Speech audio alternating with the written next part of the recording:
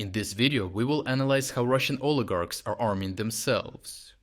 According to Russian media, Gazprom reached an agreement with the Russian Ministry of Defense to establish mobile air defense units. In effect, Russia's wealthiest state-linked companies are being allowed to finance, equip, and direct their own armed formations to defend private industrial assets.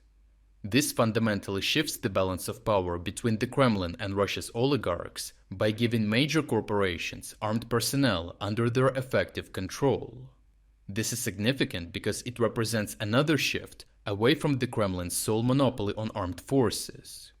While these units are officially tied to the state, they are financed by the companies whose facilities they defend, giving powerful business interests unprecedented influence over organized armed personnel. This is dangerous because these oligarchs now possess money, political connections, and armed personnel, allowing them to increasingly operate as independent power centers beyond the Kremlin's direct control. This could pose a threat to the Kremlin because these oligarchs are already furious, as they are losing billions of dollars because of the war and confiscations. As these tensions grow, the Kremlin risks creating business elites that are increasingly willing to defend their own interests independently of Moscow. Russia resorted to this solution because, even though it still possesses hundreds of high-end air defense systems, helicopters, and fighter jets, it cannot defend its strategic assets. Russia's existing air defense network has repeatedly failed to stop Ukrainian long-range drone strikes against the country's energy sector, which continue to penetrate 2,500 kilometers deep into Russian territory and strike refineries, oil depots, and pumping stations. Even the chairman of the Russian Union of Industrialists and Entrepreneurs, Alexander Shokin, has acknowledged that the business sector is not equipped to perform national air defense missions. Protecting strategic infrastructure is fundamentally the military's responsibility, and transferring that burden to corporations only highlights how severely Russia's existing air defense system is struggling. Every successful strike costs billions of rubles in repairs, lost production, and disrupted exports, directly hurting Russia's finances, which can barely sustain the war. Despite Moscow's expectations, these mobile firing groups would not solve the problem, because historically they had limited success in repelling Ukrainian drone attacks. Russia copied the concept from Ukraine's successful mobile air defense units, which use pickup trucks with machine guns and defend against drones. However, Russian adaptations have proven considerably less effective due to Ukraine's advantages in drone numbers, tactics, and operational experience. Notably, they fly up to 200 kilometers per hour and are incredibly hard to hit because of their relatively small size, making interceptions especially difficult by mobile firing groups. Russians achieve some intercepts, but many videos show Ukrainian drones evading or striking despite continuous Russian fire, proving that these units are unlikely to solve the underlying problem.